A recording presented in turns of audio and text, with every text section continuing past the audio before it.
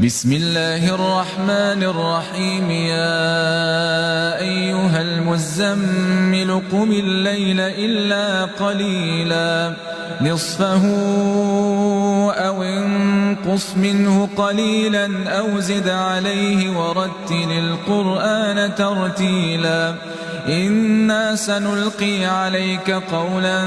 ثقيلا إن ناشئة الليل هي أشد وطئا وأقوم قيلا إن لك في النهار سبحا